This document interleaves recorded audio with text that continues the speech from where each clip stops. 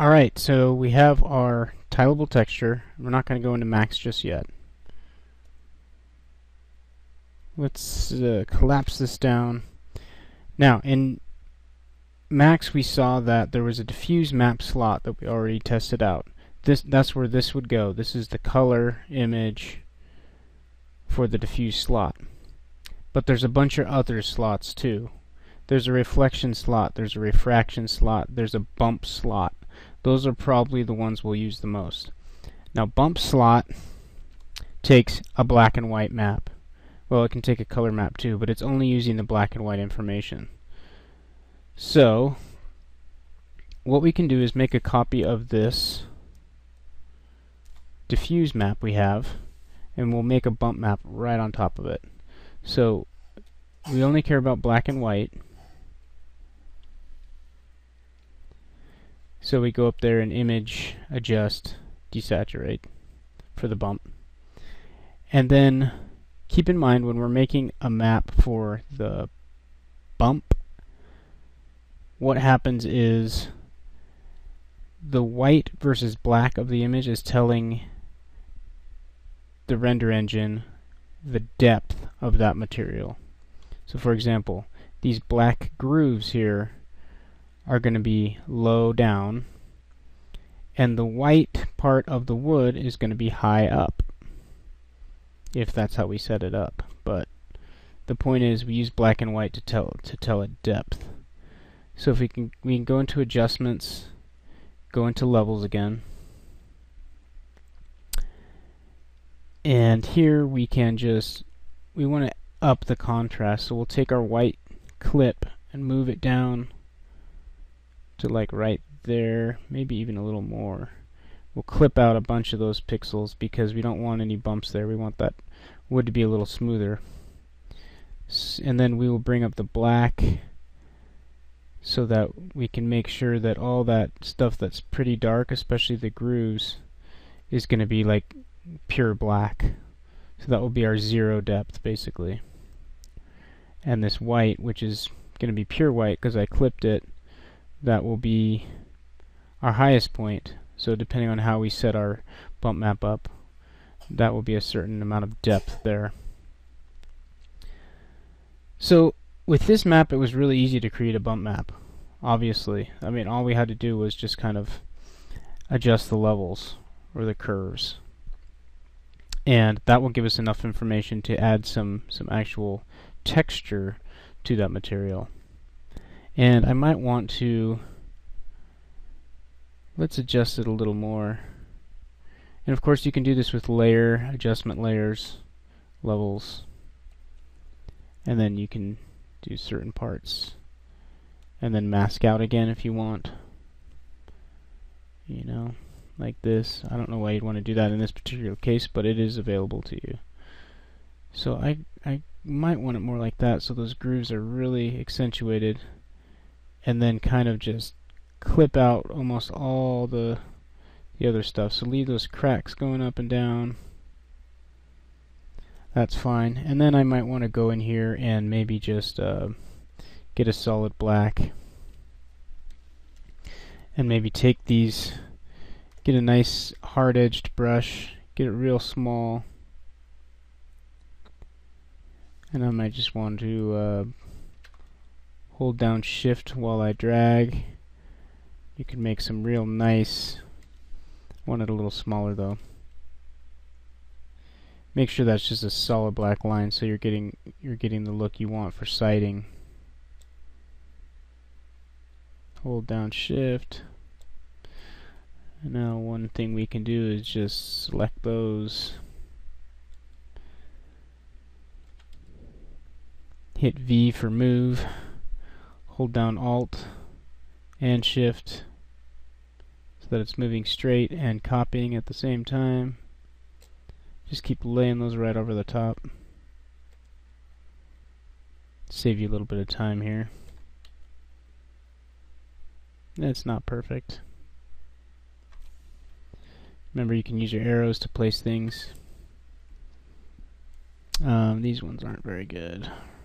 Right there. So V to move, and then just moves move the arrows a little bit to the left. Okay, that'll probably work right there. So now we have really nice accentuated siding. And we might even want to, let's turn that off.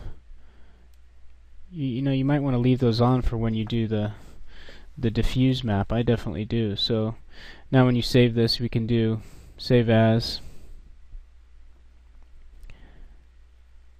wood texture. It's good to come up with some nice naming convention. So wood underscore diff.jpg. For that one, that's our diffuse map. Let's save it high quality. And then we'll turn on this and this. And there's our bump map right there. Save that.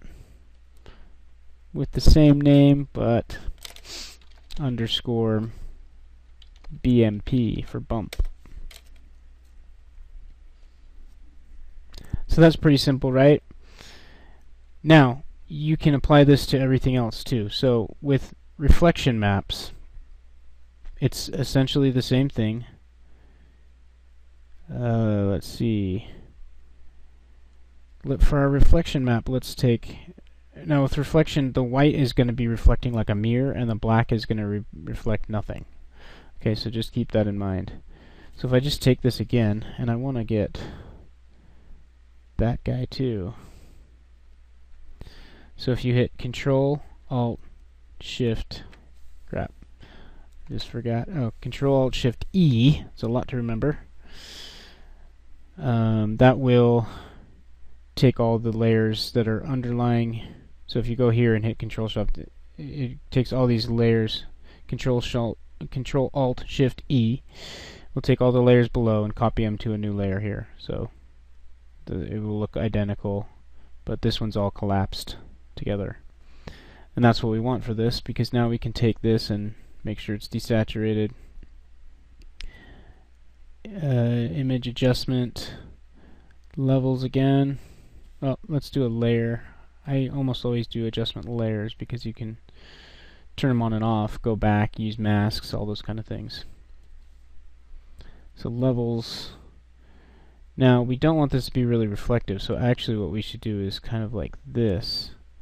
And I don't want a lot of contrast there either. So I can kind of take white completely out of the equation by making the maximum white only 114 instead of 255.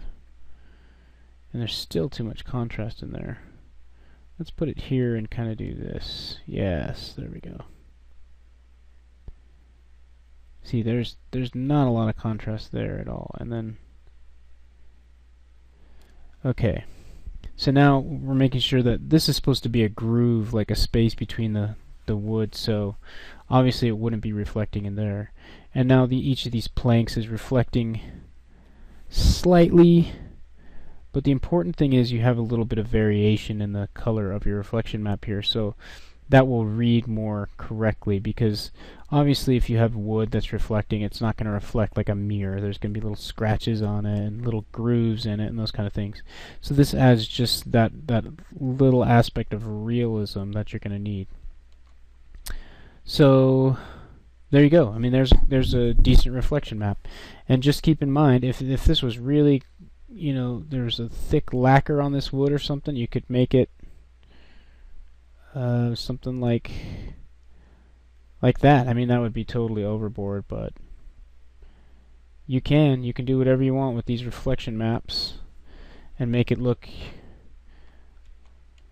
all sorts of different effects. Make it look however you want.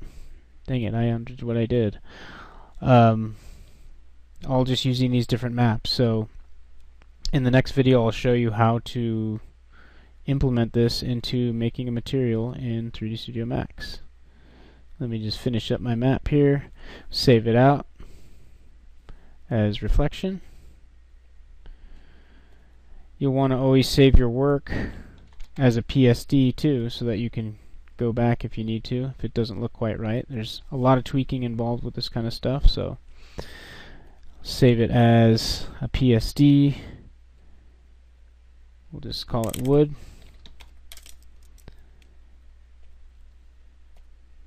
And there you go. Now we can always come back to this if we need to tweak some stuff, which we very likely will. So stay tuned for the next video and I'll show you how to implement this into making a material.